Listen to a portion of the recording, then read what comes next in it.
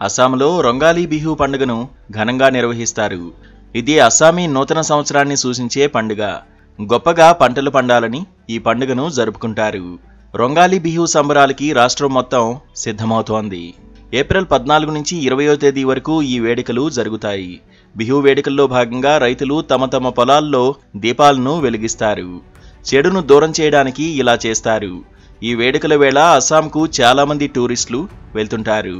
ఇక బిహు నృత్యం అని పిలువబడే అస్సామీ జానపద నృత్యం ప్రత్యేకంగా నిలుస్తోంది.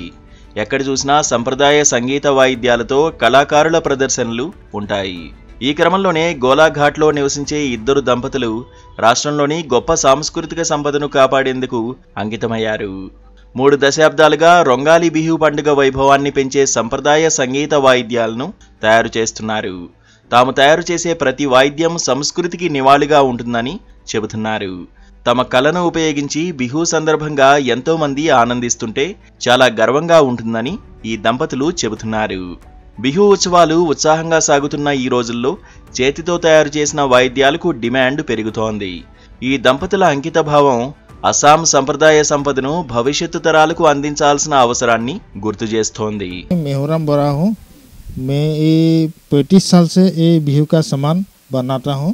ये डिब्रूगढ़ जाता है और तिनसुकिया, दुलियाजान, माकुम, गुवाहाटी जाता है।